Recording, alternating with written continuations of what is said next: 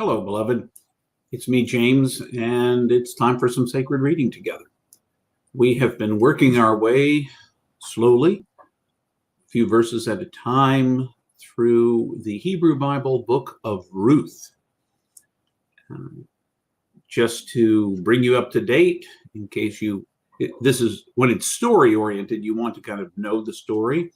There's a family, Naomi and her husband Elimelech, and their two sons find themselves in the middle of a famine in Israel, and so they move to Moab for the family's well-being. While they're there, their two sons get married to two Moabite women, Ruth and Orpah. And tragedy strikes, that is, Naomi's husband, Elimelech, dies, her two sons die, and it is her and her two daughters-in-law. She suggests to them that they need to go back to their people. And the reason she does is because at the time that this was being written, the story being told, women didn't really have access, rights to own land or earn a living in any particular way. They needed to be attached to a brother, husband, father, cousin. So if they didn't have a way to take care of themselves, they didn't. So Naomi encourages Ruth and Orpah to go back to their people, to their family, and that she is coming back to Israel, that things have changed, no longer a famine, and she's coming back. Orpah takes her up, goes back to her people. Ruth does not want to leave Naomi, and they stick together, and they come back to Bethlehem. Fast forward just a little bit, and we find in today's text that Ruth, the daughter-in-law, has gone out to glean in the fields. Any food that's dropped behind by the workers can be picked up by those who are poor, or so no one goes hungry. It's a system that was supposed to provide for all people.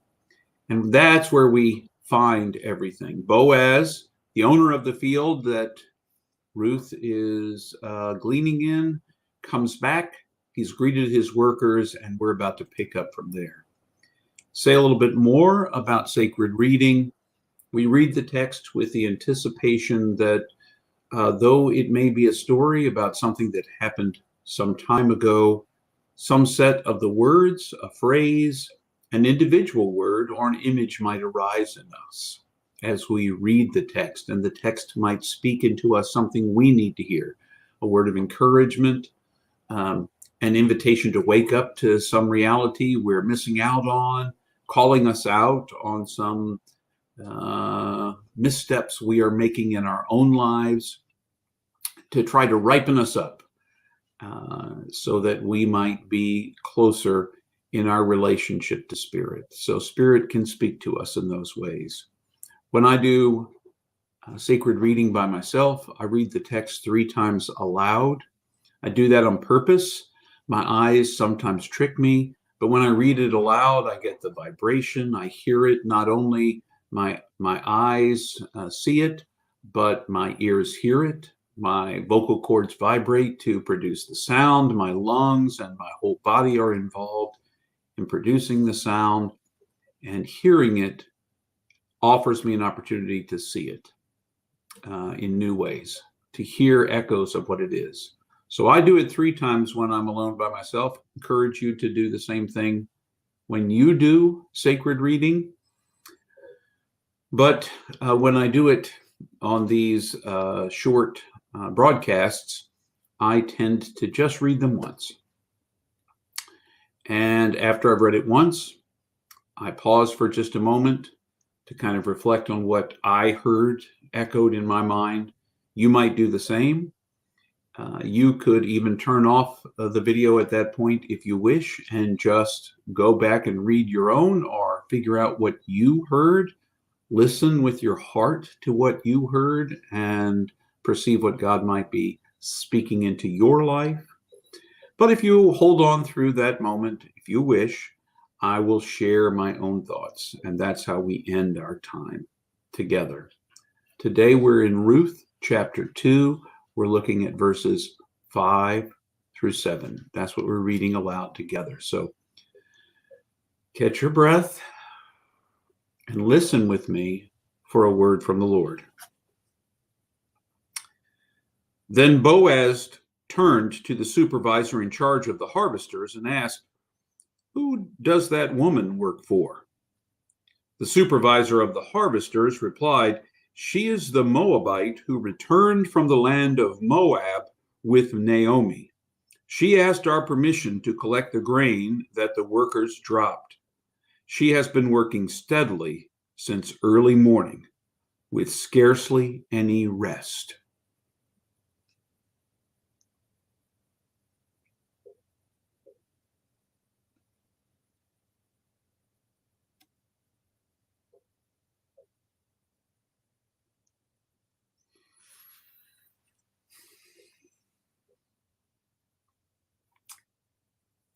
Today's text reminds me of the reality that people today even face. I live in a community, there's a fairly high cost of living here in Northern Virginia, where I currently live.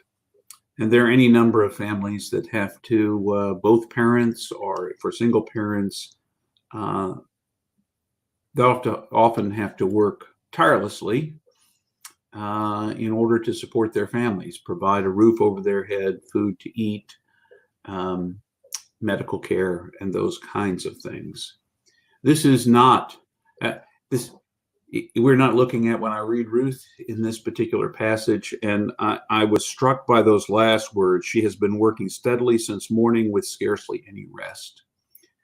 And I see a lot of folks here in this community here in Northern Virginia who live that kind of life on the edge, one paycheck away from homelessness, one paycheck away from not being able to feed the family or not being able to pay the medical bill. And while in the early tribal groupings, like here in the story of Ruth, there was a way by which a family could, with dignity and respect, provide food for their family. There aren't so many such realities here in the world in which I find myself, in the world in which I live. And I see families with either this one parent or both parents working two jobs, long hours, just to try to make enough to take care of their family. So I am struck by Ruth's willingness to do this. And she's doing it not just for herself, but her, the family that she has made for herself. Naomi, her mother-in-law, and Ruth. In this strange land, for Ruth anyway. And she wants to take care. And so she works very hard from early morning, steadily without rest. I wonder how many people we pass on the street that we don't even realize are tirelessly working without rest. And makes me think about the systems we have in place that are supposed to keep people from going hungry, that are supposed to keep them from losing housing. And on the whole, there aren't that many systems anymore for that.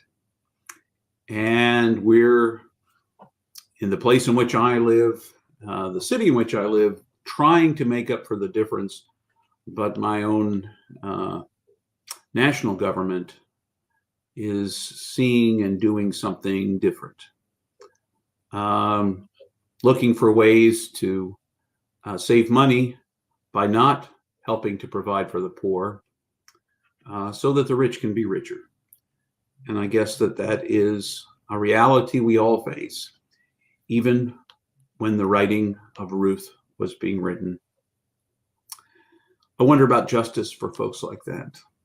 I wonder about how God sees that and what I can do about that. This reminds me that I have a place among the human community, and I am meant to look out for my sisters and brothers who are working tirelessly around me. That's what I got when I read the text today. I don't know what you heard. I encourage you to read it. I certainly welcome your responses if you choose to respond. Interested in what words were spoken to you, what Spirit may have said in your life. But as always, conversation is great. You can always email me. You can write on our Facebook page where the text appears, where the video appears, or on our YouTube page. In any case, wish you all the best. Remember, you are infinitely precious and unconditionally loved for the gift you are. And until the next time we do sacred reading together.